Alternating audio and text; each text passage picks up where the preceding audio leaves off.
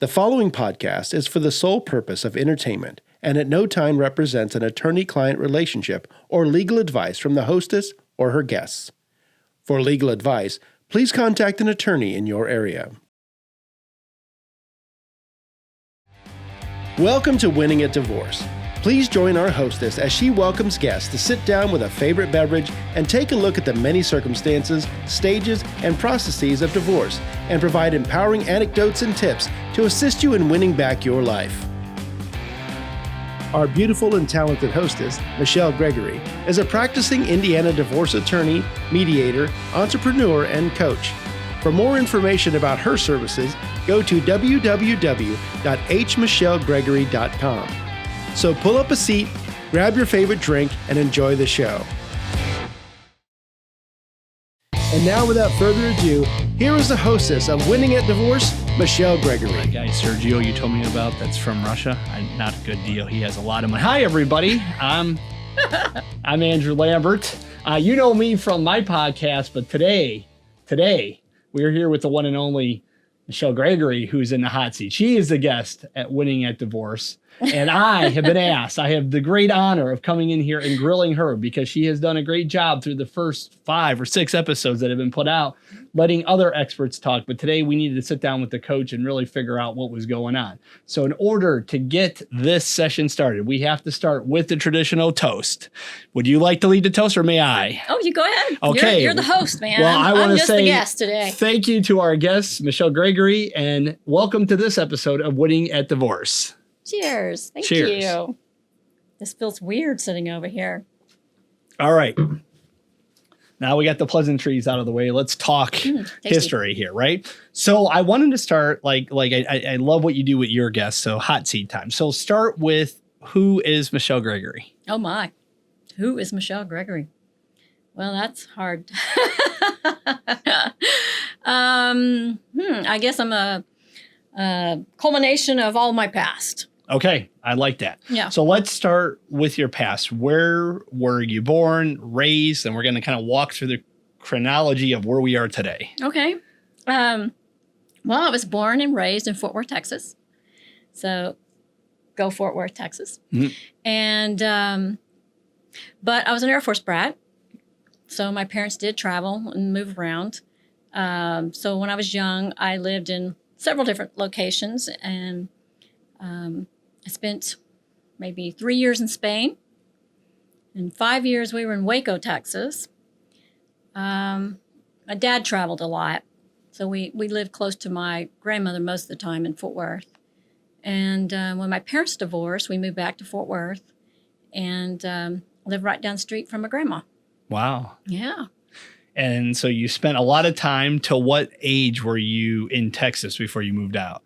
Oh, goodness. Let's see. 97, I moved to Europe and was in Europe for 2 years. Okay. So I lived in Switzerland, Basel, Switzerland for a year, and London, England for a year. And what took you to Europe? That's interesting. I didn't know that about you. Yeah. So what took you there? Yeah. Well, I'd lived in Spain for 4 years when I was a child, and I always wanted to go back. And my older daughter was approaching the teen years, and the opportunity arose for me to go abroad and study. So I went over and got my master's in international relations and diplomacy. Wow. Yeah. Very cool. Yeah. And you said your daughter was with you then at that point? My older daughter, Oldest yes. daughter, yeah. My daughters are 20 years apart. So gotcha. I have 2 daughters, yeah. That is amazing. I have 3 grandbabies. Wow. Yeah. Who knew I was a grandma? I did not know that, Grandma Michelle. So you come back from Europe. You are now more educated. Where do you land when you get back to the U.S.? Right here. In Bloomington, Indiana. Absolutely. Okay. Yeah. I got accepted to IU Law School.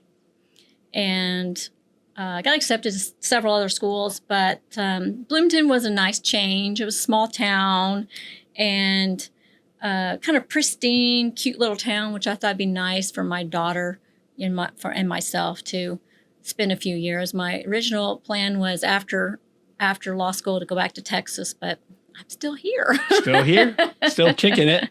And if you haven't seen Michelle, And if you haven't come to Bloomington, you may not see her in person, but she's on buses, which I love. That was the first time I ever met Michelle. Was sitting behind there, and I don't remember which finger she was holding up. It was one of the three middle ones, basically telling me that she would be a good family attorney. So that was very lovely. But all kidding aside, she's had a successful practice.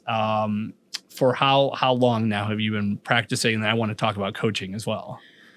Well, do you want to? I've been practicing since 2000. So I got sworn in December 2002. Okay. So 17 years I've been practicing as a family law attorney. Okay. But that's not my original career. All right, we got to get to that. That's one of the more exciting parts of it, because I'm also sitting with a famous actress, I guess is a nice way. Well, might be an extreme. I can say a great actress. What would you like me to say? You're an actress nonetheless, but talk about that, because that part of the history to me is fascinating. Well,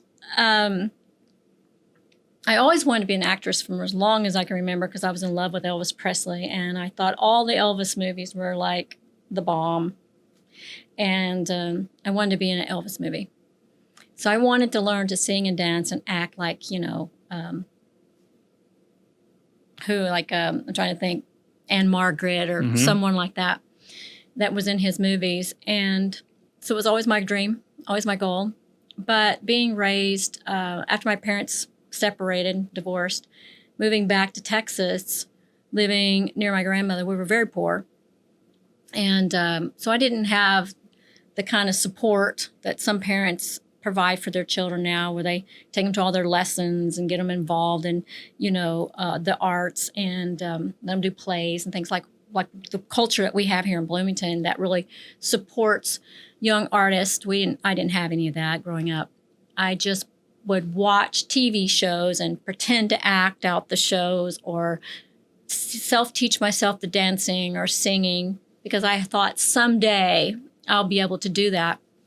And but when I graduated high school, I didn't have the opportunity to go to college.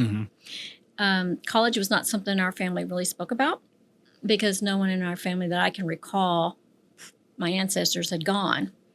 And so it was kind of one of those things, like when all my friends were preparing in senior year to go off to college, I didn't even really know what it was. And I was asking them, what is this? Why would you want to go spend more time in school? It didn't make a lot of sense to me. So, plus I was struggling at the time. I didn't know at the time, but I was dyslexic and I could barely read or write. And to me, going to college just seemed like torture. So I was pretty much told by my family that I needed to get whatever job I could find. So I worked retail and did waitressing, what you can get when you don't have an education, and tried to make do. And as an attractive young woman in Texas, what are you going to do other than get married, start having kids? So I took that path, and it was not a positive one. My ex was not the best choice, and I did not know how to choose. Really didn't have a lot of support and guidance and learning on what type of person to choose as a mate at that point in time in my life. And so I chose the wrong person, who was involved in things that turned out eventually to be illegal and inappropriate. And so I got out of that relationship, but I had a tiny, tiny baby. Oh. Yeah, my daughter was only a few weeks old. And so when you have no money, no family, no friends to help you, you just take whatever job you can get. So I started working in clubs and restaurants. I was even a Hooters girl for a little while, which people always give me a hard time about. But hey, I could work 3 hours a day and make more than what my friends were making all day long. And I could get back to parenting and doing other things I need to do. But after a while, it got really, it was really boring. It was not satisfying. I felt like I could do more, but I just didn't know what. I started applying and had many different times applied for jobs, but no one would hire me. I always had that persona that you're just a dumb, scatterbrained bimbo, which has followed me around for decades, and no one would hire me. I even had one man tell me one time that I was too attractive, that hiring me would be the death of his business because the men wouldn't get anything done and the wives would be angry and they would all wind up quitting. So I couldn't even get a receptionist job. You know, the newspaper said, no experience necessary, we will train, need someone immediately, blah, blah, blah, and they wouldn't hire me. And so I had a lot of these type of interviews where I couldn't get a job. So I just kept working in bars, trying to make tips to keep a roof over my baby's head and myself. And it wasn't what I dreamt about, you know, all those years. So I looked into, well, there's women who are modeling and acting. How are they doing that? I mean, there's got to be something. How are they doing it? So I just got really curious and started asking questions and looking in the phone book, and I came across a modeling agency in Dallas. So I looked them up, got an appointment with them, and they were one of those sketchy ones. And I didn't feel good at first. You know, like I went in and I was like, didn't feel right. So then I went to the next one, and I met some really nice people there. And my two agents, so I now had an acting agent and a modeling agent. So they signed me, and I started working on my book and doing photos. And at one point in time, I took acting lessons at the Film Actors Studio, where Lou Diamond Phillips studied as well the semester before me. And then I started studying at the Kim Dawson studio, which I took her course. I think it was like a year long or something like that. And that was a lot of fun. I learned a lot there. And I started booking a lot of commercials and modeling jobs. So it was a lot of fun. I did market a few times, but I was not able to do runway because I was too petite. But I was able to do a lot of commercials. So I did, you know, Six Flags Over Texas. I did Burger King, you know, things like that. And I was able to build up a really good resume. And then I guess my claim to fame was one day Joe Bob Briggs called my agent and asked, do you have someone that fits this kind of description? And so they sent over some headshots, mine included, and he picked me. Wow. To do Joe Bob Briggs Hubby Awards on his, I think it was Monster Vision then. And so I went in and we had fun and I did the hubbies. And the next year I did the hubbies again. And so then he started getting a lot of fan mail saying, what happened to that honey girl, the hubby girl, you know, let's bring her back. So he decided to create a character for the show. Oh. So he was changing the format a little bit and doing some things. And so he created a character, Honey the Mail Girl. So I was on Joe Bob Briggs, Monster Vision, and the movie, The Drive-In for several years from, gosh, I think he and I tried to figure this out just a couple of months ago. Some like 89 through 97. Wow. Yeah. And so we had a lot of fun with that. And I actually went out to LA a couple of times. A friend of mine, Michael Marks, who at the time was a director, I met him because he was working on the Six Flags Over Texas. Oh, advertisement piece. Well, yeah, we did the roller coaster. I think I something like, I don't know, 30, 40 times I rode the roller coaster. I had whiplash. I couldn't move for like 4 days afterwards. I had to go see a chiropractor for the first time in my life, but we had tons of fun. And so I made friends with Michael Marks, and who had his own, I think, production company out in LA, and actually went out and hung out with him a few times. And he set me up on some auditions, and I met with some agents, and my goal was to move out there. But I didn't have any family, and he was the only friend I had. And I had a small child. My daughter, I think, was about 4 or 5 at the time, about to start kindergarten. So I went over looking for a house and found a great place. And I think it was in Manhattan Beach. And I went over and looked at this elementary school. And it had like an 8-foot chain link fence with barbed wire on top. And all it was, the playground was concrete. And I thought, oh, what kind of childhood is that? That's not really what I had envisioned for my daughter. So I put my dream aside, kept doing the local things. I had built up quite a resume locally. I was on Walker, Texas Ranger a few times.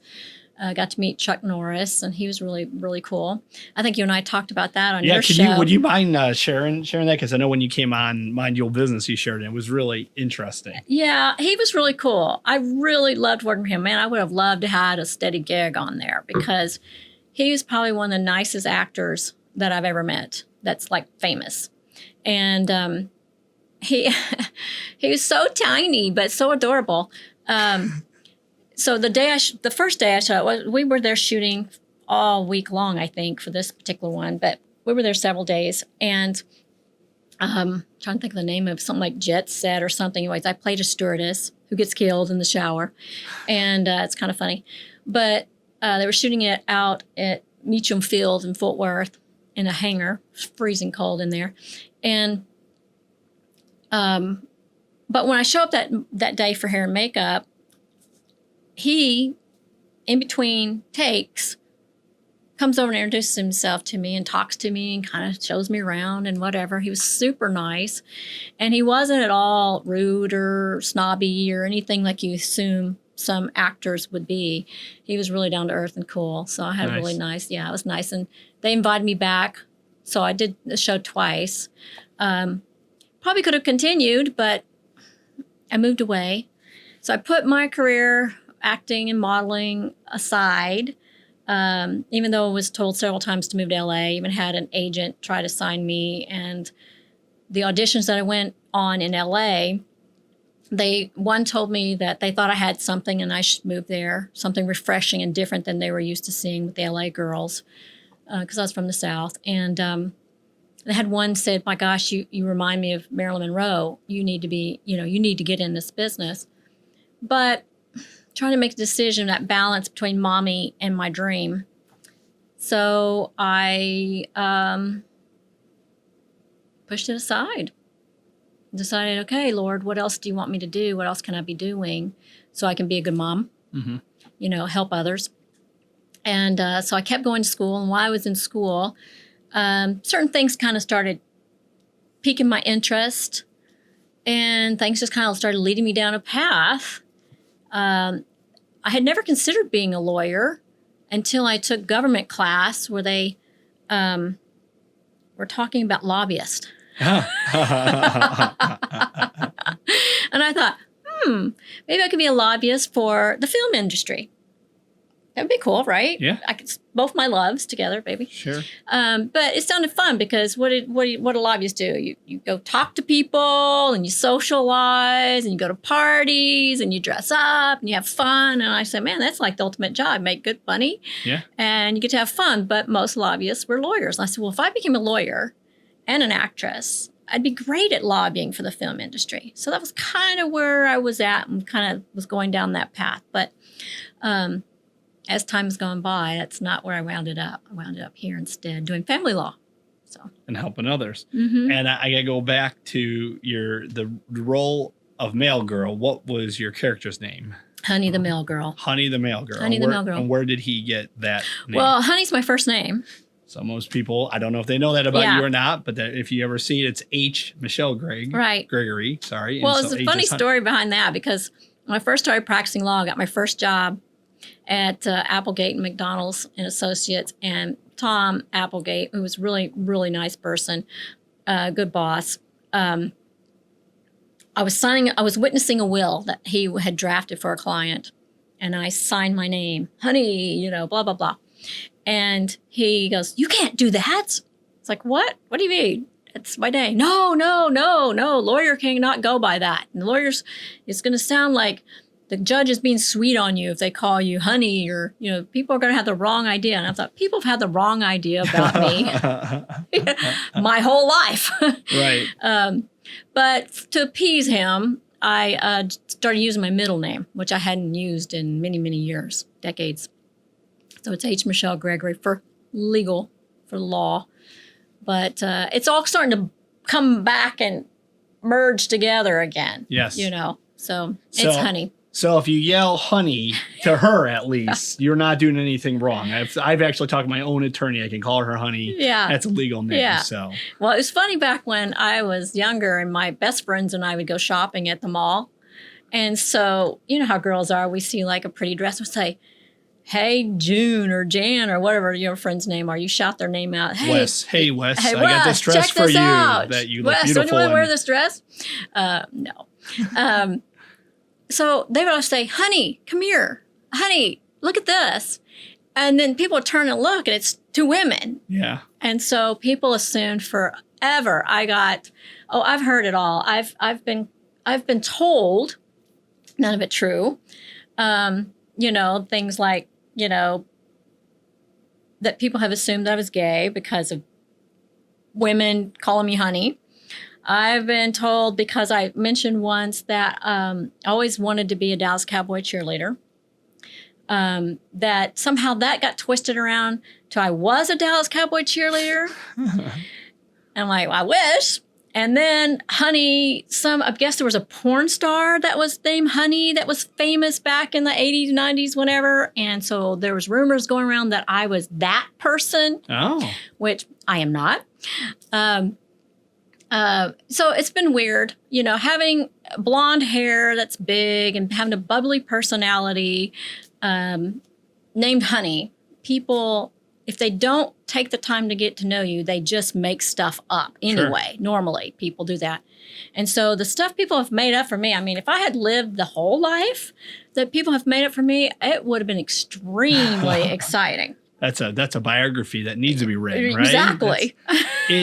One last question on Honey, though. Is there a family name? Like, what's the connection? Or have your parents ever talked about where that first name came from? Well, I asked, and my parents have a different explanation. Okay. If I remember correctly, my mother said that one of her favorite television shows back in the 60s when I was born was the Honey West Detective Agency show. Okay. Who starred that beautiful blonde actress that had the little mole that was a Bond girl. Okay. She was in one of the first Bond movies. I forget which.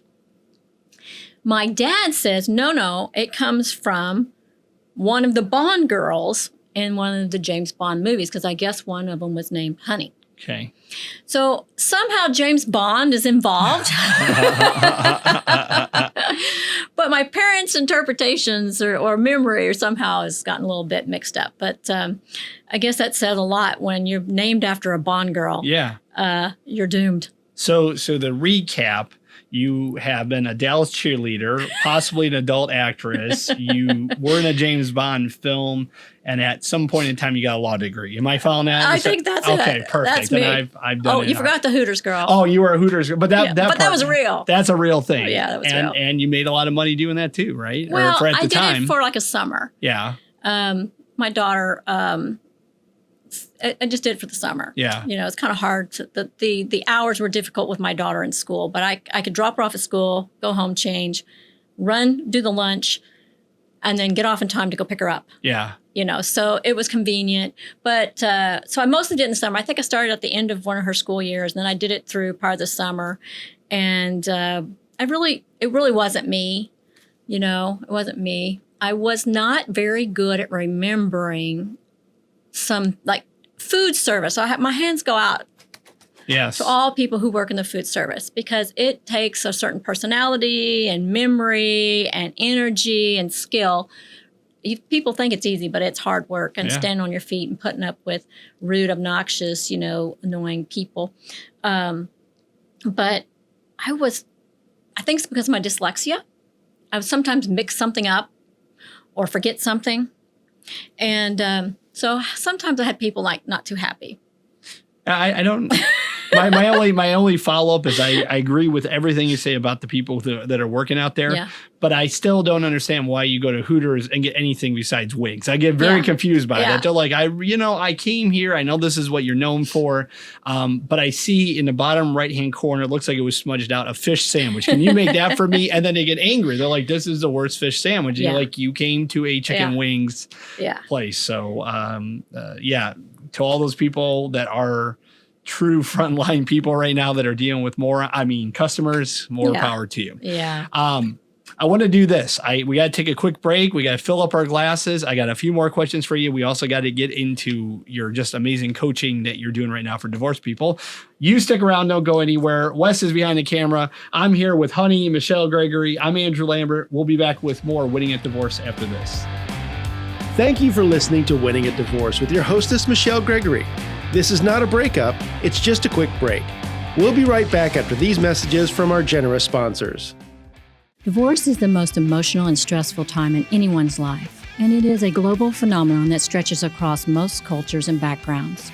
Hi, I'm your Winning at Divorce coach, Michelle Gregory, as well as a divorce attorney, mediator, and entrepreneur. My coaching clients come to me to bridge the gap between their attorney and their therapist.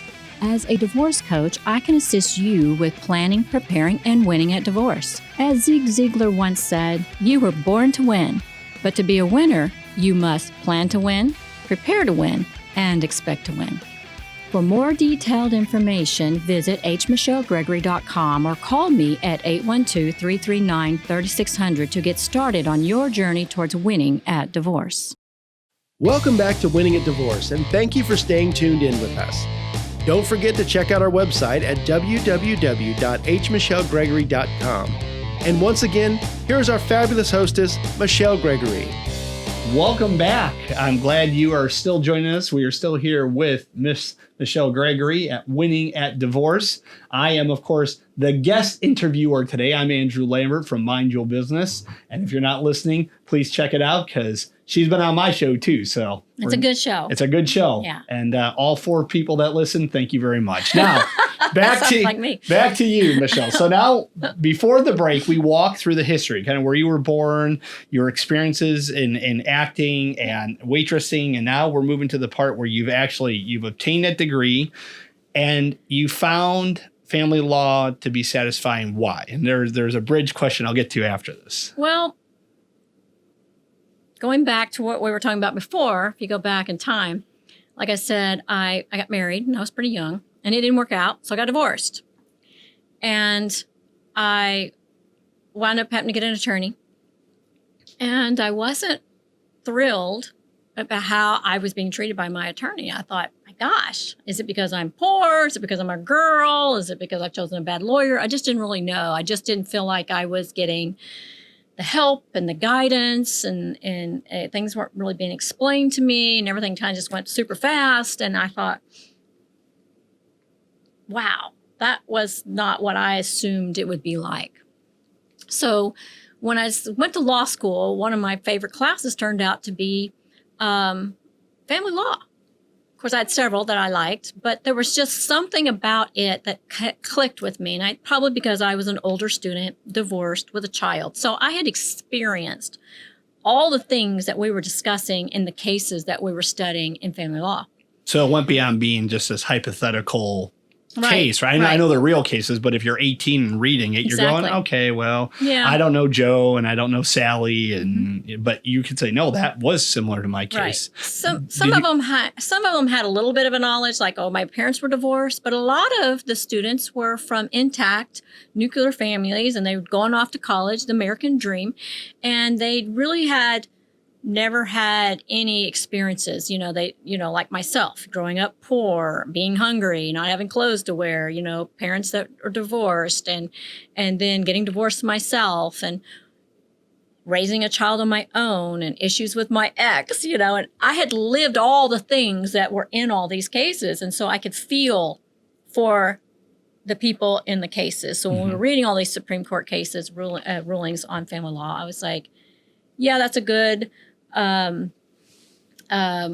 ruling, or no, it isn't. And so we would have these debates in class, and I would get very excited, and there'd be some guy, no offense, but there'd be some young guy who didn't have a clue what it was like to be married, divorced, or have children, over arguing something like, women don't deserve any money in the divorce because if they stayed home, they'd get nothing.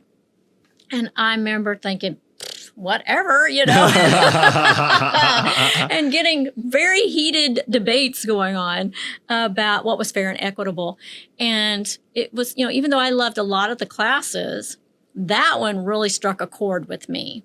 And so my oldest daughter at the time was in high school and single mom, trying to take care of a teenager all by myself was really challenging.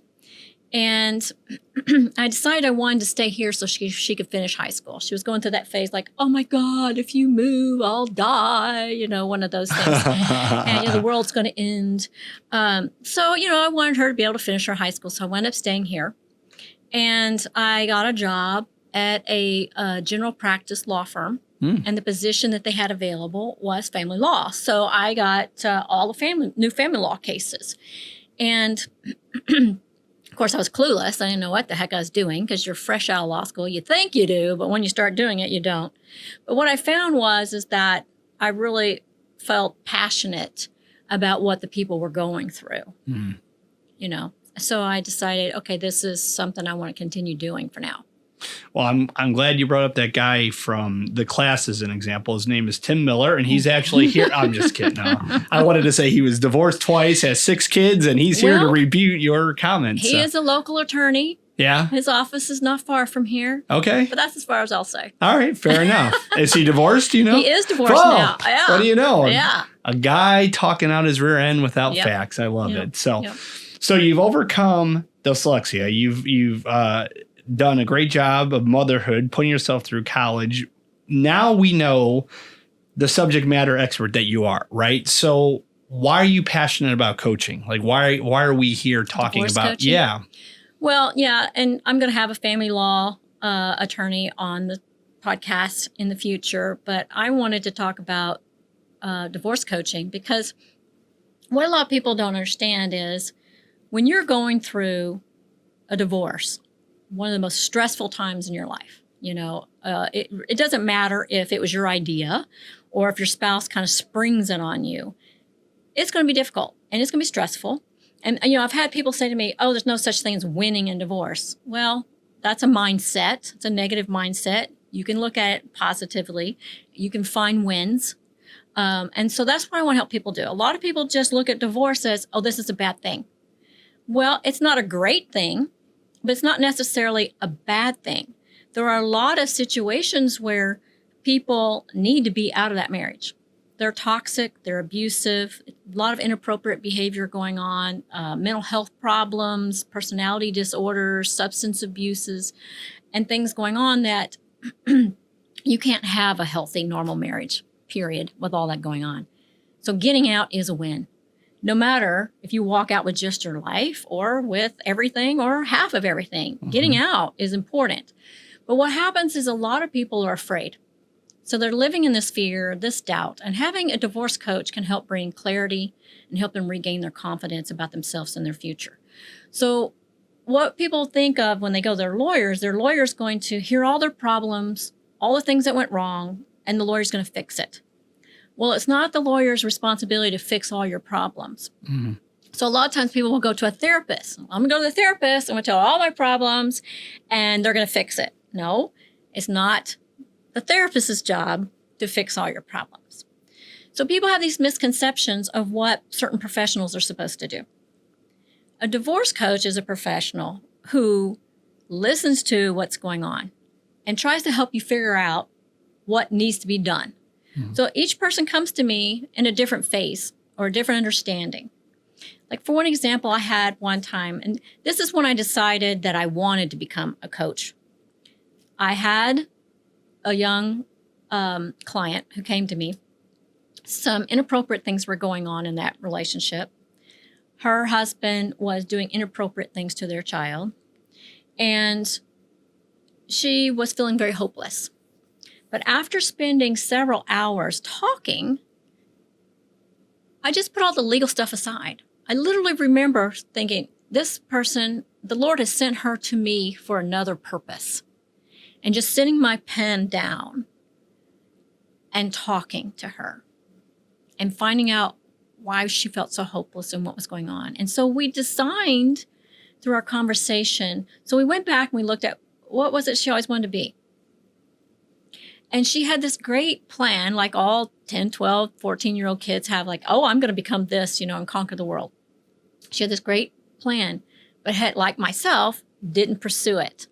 Didn't have the support, didn't have the knowledge how to do it. So what we sat and we talked about, and this is what I tell a lot of different people come to me. The hardest part is making a decision. The hardest part. Because you live in this fear and this doubt, and you're worried. What's going to happen to me?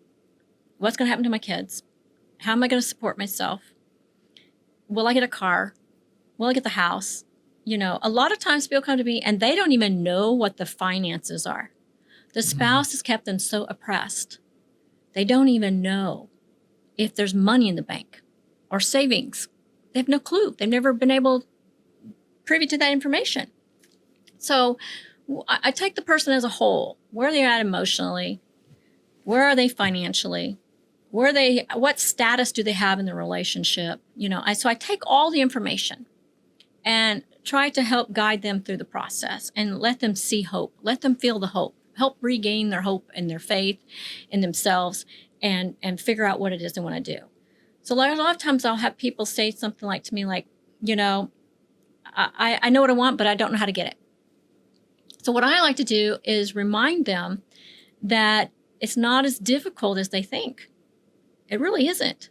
But we get so blinded by our own fears and doubts that we become paralyzed and we don't move forward. We don't take any actions because we're afraid every action we take is going to be a bad one. So we do nothing and nothing changes. And we stay stuck in a really stagnant, toxic relationship where nothing's growing or improving. And human beings aren't meant to stay in stagnant situations. We are created to grow and prosper and to do things. And we feel sad and depressed when we are not doing that or know how to do it. We have these great thoughts or ideas, but we don't know how to move forward. So a good divorce coach listens and gives, sometimes I'm just a sounding board. They just need someone to bounce their thoughts off. Am I crazy? Does this make sense to you? Am I on the right track? Sometimes they just really don't have a clue at all what they want. And so a lot of times what I'll tell them is like, well, do you remember when you were little, the first time you made a sandwich? And they kind of think back, like, yeah, kind of. Well, it's that. It's the same thing. Think of it this way. I'll say, making a decision and moving forward in your life, and no matter what it is you want to do, is like making a sandwich. Mm-hmm. You just have to decide, do I want turkey or ham or tuna or tomato or BLT? You have to just decide what is it you want. So you look at, what am I craving? What am I needing? And then you say, okay, I want a turkey sandwich, right? Okay, well, you've made a decision, right? That's what you want. So then what's next? You set a goal. I'm going to make a turkey sandwich. Mm-hmm. And I'm going to go downstairs, I'm going to the kitchen, I'm going to get these things out, and I'm going to make a sandwich. But on that journey, you find you don't have everything you need. So now it's like, well, how do I get everything I need? Well, what are you missing? You just go to the store that sells what you're missing, whatever it is. If it's an education, if it's a job, if it's a bank account, whatever it is. And you just keep doing this until you have your sandwich ready to devour. And when you put things simply to someone, then a big problem like getting a divorce doesn't seem quite so scary. There you go. Because it's the same thing. What do I want? I want a divorce.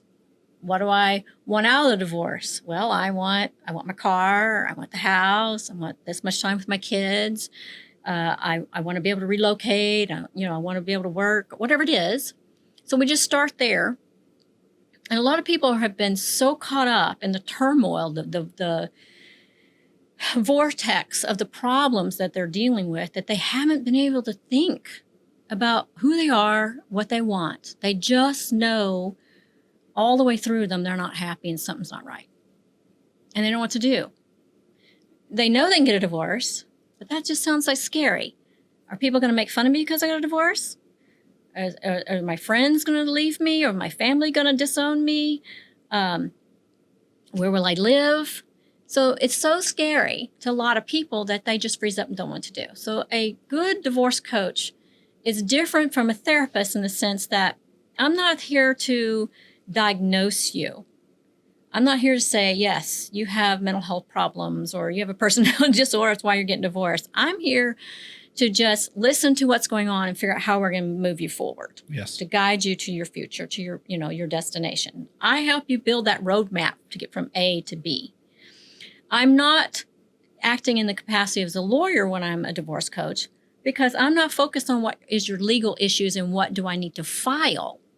But if someone says to me, I have this hearing coming up and I can't be there. I've got all these things going on. I don't know what to do, and I'm scared. And well, we can talk about the scary part and options, but ultimately that's the lawyer's decision to make, not the divorce coach. So I can say, have you spoken to your attorney about, moving the hearing to another time? Well, one thing that I think sets you apart is the fact that you have the personal experience we've touched on. Mm-hmm. You've talked about the legal experience now and in some of the volunteer work and stuff you've done as a guide. So at the end of the day, if somebody's coming to see you, yes, you're not going to play these first two roles, but you have a roadmap there, right? That maybe other coaches do not have because they don't have the experience. So do you find, I guess a two-part question, do you find that sets you apart from your competition? And the second question then is,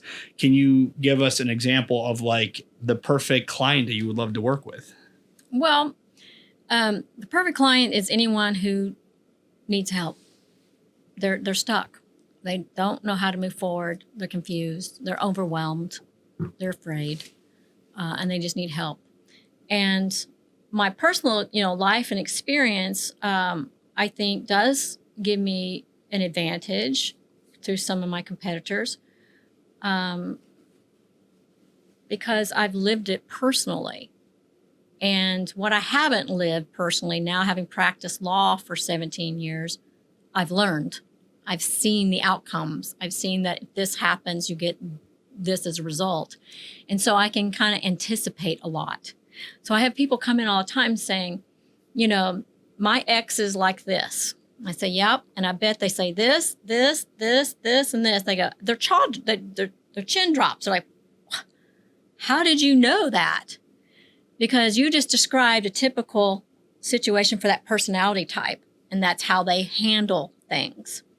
And so the moment they realize that I get it, they can start feeling some relief. Like they're not crazy. They're not imagining this. This person that they're with really is a negative situation. Mm-hmm. And that someone, thank God, understands and can help them. Because like when I went through my first divorce, I've been divorced twice, so double the experience.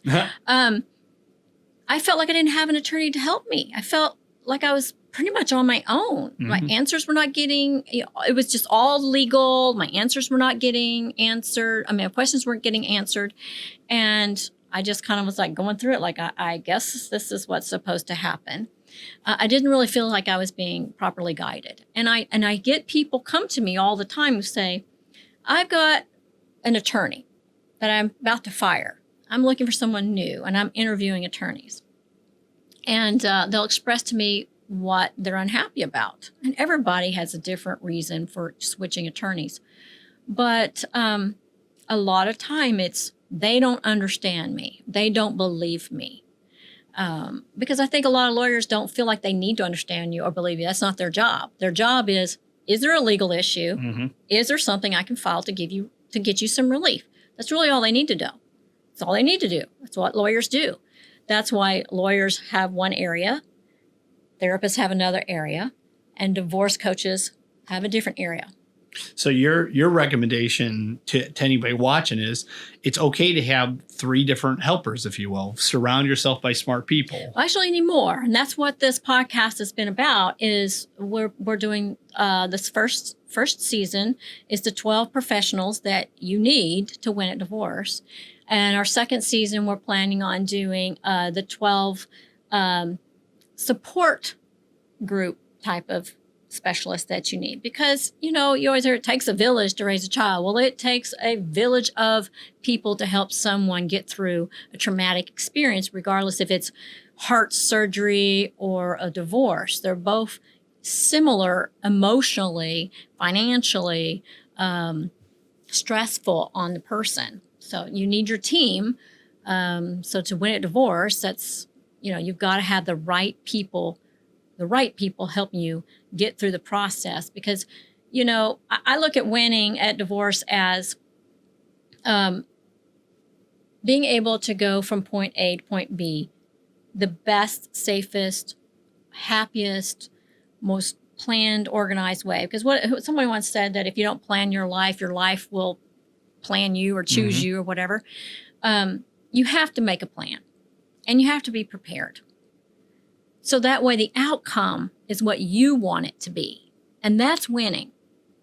It's not like a football game where winning is, I get all the points and you get nothing. It's kind of more of a win-win situation. Win-win for your kids, win-win for you, hopefully win-win for your spouse.